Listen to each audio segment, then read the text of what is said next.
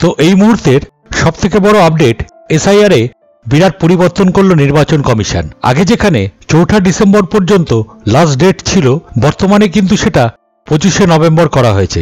অর্থাৎ আজকের তারিখ থেকে আর মাত্র 3 থেকে 4 দিন সময় রয়েছে আপনাদের হাতে। অর্থাৎ এই 3 থেকে 4 দিনের মধ্যে অনলাইনে সমস্ত যে এসআইআর ফর্ম সেটি এন্ট্রি করতে হবে। এবার প্রশ্ন আসতেই পারে, যেহেতু নির্বাচন কমিশন ডেটটাকে আরো এগিয়ে নিয়ে এসেছে, সেক্ষেত্রে আপনারা কিভাবে বুঝবেন বিএলও আপনার ফর্মটি অনলাইনে এন্ট্রি করলো কিনা? কারণ আপনারা প্রত্যেকেই বিএলওর কাছ থেকে ফর্ম নিয়েছেন এবং সেই ফর্মটি ফিল আপ করে জমা করেছেন বিএলওর কাছে। এইবার সেই ফর্ম যদি 25 তারিখের আগে আপনাদের অনলাইনে এন্ট্রি না হয়, সেক্ষেত্রে কি করবেন?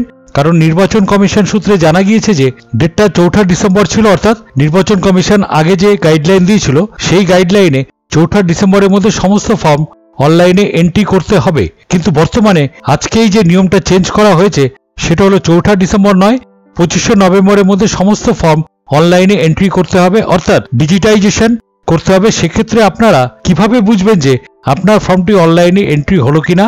বা যারা ইতিমধ্যে অনলাইনে বাড়ি বসে ফর্মটি সাবমিট করেছেন, সেক্ষেত্রে আপনারা কিভাবে বুঝবেন যে আপনার ফর্মটি অ্যাপ্রুভ হলো কিনা? বিস্তারিত কিন্তু আজকের এই ভিডিও থেকে আপনারা জানতে পারবেন। আশা করি ভিডিওটি আপনাদের প্রত্যেকেরই কাজে আসবে। শুরু থেকে অবশ্যই শেষ অবধি দেখবেন। ভিডিওটি ভালো লাগলে অবশ্যই একটা লাইক আর কমেন্ট করবেন। চ্যানেলটিকে সাবস্ক্রাইব করে পাশে রাখা বেল আইকনটি প্রেস করে নোটিফিকেশন অন করে রাখবেন, আর সবার সুবিধার্থে ভিডিওটি শেয়ার করবেন। তো চলুন শুরু করি। তো এখানে আপনার একটি প্রতিবেদন দেখতে পাচ্ছেন। দেখুন, এসআইআর নিউজ, 25 নভেম্বরের মধ্যেই শেষ করতে হবে এসআইআর এর ডিজিটাইজেশন প্রক্রিয়া, ডিএমদের নির্দেশ কমিশনের সূত্র।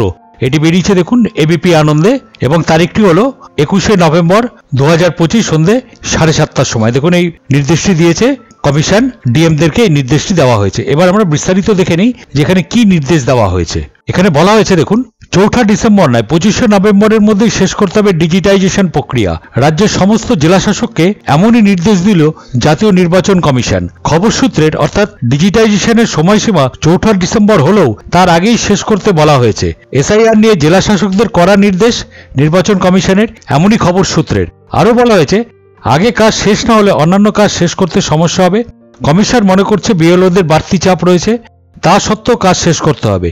কমিশনের তরফে স্পষ্ট এও বলা হয়েছে যে জেলা শাসকরাও স্ক্যানারে রয়েছেন, বিএলওরা ভালো কাজ করছেন, কিন্তু 1% বিএলও রাজনৈতিক চাপে পড়ে যাতে শাস্তির সম্মুখীন না হন তা দেখতে হবে জেলা শাসকদের। ব্রেন স্ট্রোক, সেরিব্রাল অ্যাটাক, আচমকা অসুস্থ, প্রশিক্ষণ চলাকালীন হঠাৎ নথিপত্র ফেলে কান্নাকাটি করছেন বিএলওদের একাংশ। এর নেপথ্যে কি কাজের চাপ, অসম্ভব মানসিক চাপ, নাকি দুই? বিএলওরা বলছেন এসআইআর কাজ শেষ করতে গিয়ে এক এক সময় এক এক রকমের সমস্যার সম্মুখীন হতে হচ্ছে।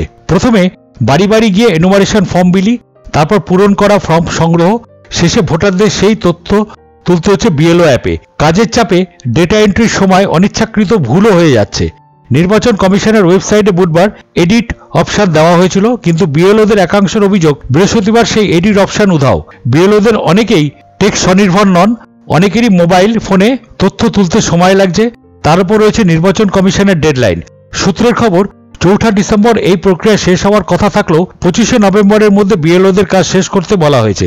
এই পরিস্থিতিতে হাসফাস অবস্থা বিএলওদের একাংশের। এই পরিস্থিতিতে এসআইআর স্থগিতের জন্য সরাসরি মুখ্য নির্বাচন কমিশনারকে চিঠি দিয়েছেন মমতা বন্দ্যোপাধ্যায়। উল্লেখ করেছেন বিএলওদের মৃত্যুর প্রসঙ্গ। পাল্টা মুখ্যমন্ত্রীকে আক্রমণ করে এসআইআর চালিয়ে যাওয়ার দাবিতে নির্বাচন কমিশনকে চিঠি দিয়েছেন শুভেন্দু অধিকারী। জ্ঞানেশ কুমারকে দেওয়া চিঠিতে মুখ্যমন্ত্রী লিখেছেন, আমি অনুরোধ করছি দয়া করে চলমান প্রক্রিয়া স্থগিত করতে হস্তক্ষেপ করুন, দমনমূলক পদক্ষেপ বন্ধ করুন, যথাযথ প্রশিক্ষণ ও সহায়তা দেওয়া হোক এবং বর্তমান পদ্ধতি ও সময়সীমা পুনর্বিবেচনা করা হোক। আমার বিশ্বাস এই নিয়ে দেরি না করে আপনি পদক্ষেপ নেবেন। তাহলে এই ছিল এবিপি আনন্দের প্রতিবেদন, যেটা বলা হয়েছে দেখুন 25 নভেম্বরের মধ্যেই শেষ করতে হবে এসআইআর ডিজিটাইজেশন প্রক্রিয়া, যেটা ডিএমদের নির্দেশ দিয়েছে কমিশন। এবার আপনি কিভাবে দেখতে পারবেন যে আপনার ফর্ম বিএলওরা আপলোড করেছে কিনা? এবার আমি সেই প্রক্রিয়াটি দেখিয়ে দিচ্ছি যে আপনার ফর্ম বিএলওরা কমিশনের ওয়েবসাইটে আপলোড করেছে কিনা সেটি আপনি কিভাবে চেক করবেন। এর জন্য প্রথমেই আপনাকে যেখানে আসতে হবে সেটা হলো এই ওয়েবসাইটে voters.eci.gov.in। এবার এখানে এসে আপনাকে প্রথমে লগ ইন করতে হবে। দেখুন এখানে একটি লগ ইনের বাটন রয়েছে, এখান থেকে লগ ইন করতে হবে। আর যদি আপনার লগ ইন করা না থাকে, অর্থাৎ যদি আপনার মোবাইল নাম্বার রেজিস্টার্ড না থাকে, তাহলে এখানে যে সাইন আপ আছে, এই সাইন আপ এখানে ক্লিক করে আপনাকে সাইন আপ করতে হবে। এখানে আপনার মোবাইল নাম্বার দিতে হবে, এখানে ক্যাপচা দিয়ে এখানে কন্টিনিউ করতে হবে এবং আপনার যেটা নাম ফাম এগুলো সব ওখানটায় ভরে দিতে হবে। আর যদি আপনার অলরেডি রেজিস্টার্ড করা থাকে তাহলে আপনি এখানে লগ ইনে ক্লিক করতে পারবেন। লগ ইনে ক্লিক করে এখানে আপনাকে মোবাইল নাম্বারটি দিতে হবে আর এখানে ক্যাপচাটি পূরণ করতে হবে। ক্যাপচাটি পূরণ করার পর এখানটা রিকোয়েস্ট ওটিপি এই অপশনে ক্লিক করতে হবে। আমরা এগুলি করে নিচ্ছি। এবার এখানে আপনাকে ওটিপিটি দিতে হবে। ওটিপিটি দিয়ে এখানটায় ভেরিফাই আর লগ ইন এই জায়গাটিতে ক্লিক করতে হবে। আমি এখানে ওটিপিটি দিয়ে এখানে ভেরিফাই লগ ইনে ক্লিক করছি। লগ ইন হয়ে যাওয়ার পর এবার আপনাকে যেটি করতে হবে, দেখুন এখানটায় লেখা আছে স্পেশাল ইন্টেনসিভ রিভিশন 2026। এখানে দেখুন লেখা আছে ফিল এনুমারেশন ফর্ম, এই জায়গাটিতে আপনাদের ক্লিক করতে হবে। আমি এই জায়গাটিতে ক্লিক করছি। এবার প্রথমে এখান থেকে আপনাকে স্টেটটি সিলেক্ট করতে হবে। এখান থেকে আমরা স্টেটটি সিলেক্ট করে নিলাম ওয়েস্ট বেঙ্গল। আর এই জায়গাটায় আপনাকে এপিক নাম্বার দিতে হবে, যার এপিক নাম্বার আপনি দেখতে চান যে সেটি বিএলও আপলোড করেছে কিনা, সেই এপিক নাম্বারটি আপনাকে এখানটায় টাইপ করতে হবে। করে এখানে সার্চ যে অপশনটি আছে, সার্চ বাটনটি আছে, সেই সার্চ বাটনে আপনাকে ক্লিক করতে হবে। আমরা এখানে এপিক নাম্বারটি দিয়ে আমি এখানে সার্চ বাটনে ক্লিক করছি। সার্চ বাটনে ক্লিক করার সঙ্গে সঙ্গে আপনি এখানটা দেখতে পারবেন আমি যে ভোটার আইডি কার্ড নাম্বারটি দিয়েছি সেটি এখানটা পুরোপুরিভাবে দেখিয়ে দিচ্ছে। দেখুন, your form has already been submitted with mobile number এত, for details contact your BLO. দেখুন এখানে যে আপনার ফর্মটি সাবমিট হয়ে গেছে সেটি কিন্তু এখানে পরিষ্কারভাবে দেখিয়ে দিচ্ছে। আমি নিরাপত্তার কারণে এখানে ভোটার আইডি কার্ড নাম্বার এবং মোবাইল নাম্বার এগুলিকে আমরা ব্লার করে দিচ্ছি। কিন্তু এখানে দেখুন এই যে ভোটার আইডি কার্ড নাম্বারটা আমি দিয়েছি সেটি কিন্তু এখানে পরিষ্কারভাবে এখানে দেখিয়ে দিচ্ছে।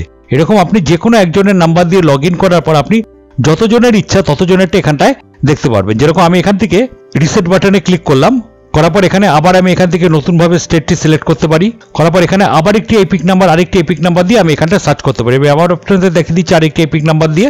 এবার আমি যেখানে এপিক নাম্বারটি দিয়েছি সেটি দেওয়ার পর দেখাচ্ছে দেখুন এখানে কিন্তু এই ফর্মটি এখনো পর্যন্ত সাবমিট হয়নি। এখানে তার ডিটেলসটি দেখিয়ে দিচ্ছে, এখানে তার নামটি দেখাচ্ছে আর এখানে তার বিএলওর নাম এবং বিএলওর ফোন নাম্বারটি এখানটায় দেখিয়ে দিচ্ছে। এটি ফর্মটি কিন্তু সে দিয়েছে বিএলওকে, কিন্তু বিএলও এখনো কিন্তু এটিকে সাবমিট করেনি, অর্থাৎ বিএলও এখনো এটিকে আপলোড করেনি। আপনারা এই নিয়ে ঘাবড়াবেন না, কারণ এগুলো করতে একটু সময় লাগছে। বিএলওদের হাতে সময় দিন, বিএলওরা ঠিক মতন এটিকে আপলোড করে দেবে।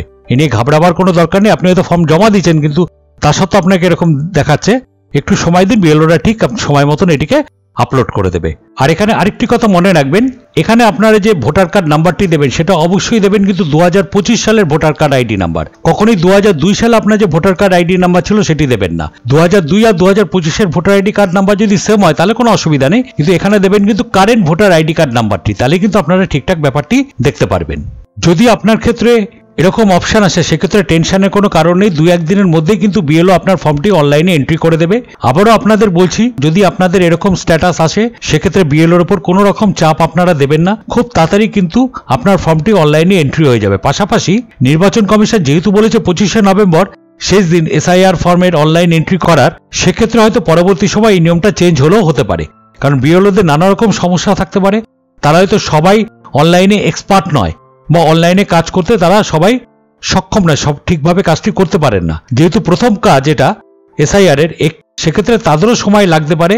অবশ্যই তাদের সময় দেবেন, আপনাদের কোনো রকম টেনশন নেই। নির্বাচন কমিশন কিন্তু সবসময় আপনাদের সঙ্গেই রয়েছে, তাই বিএলওদের অযথা চাপ দেবেন না, তারা কিন্তু সময় মতো আপনার ফর্মটি অনলাইনে এন্ট্রি করে নেবে। তো বিস্তারিত জানালাম ভিডিওর মাধ্যমে। ভিডিওটি আপনাদের কেমন লাগলো অবশ্যই কমেন্ট বক্সে কমেন্ট করে জানাবেন। ভিডিওটি ভালো লাগলে একটা লাইক করে দেবেন, চ্যানেলটিকে সাবস্ক্রাইব করে পাশে রাখা বেল আইকনটি প্রেস করে নোটিফিকেশন অন করে রাখবেন, আর সবার সুবিধার্থে ভিডিওটি শেয়ার করবেন।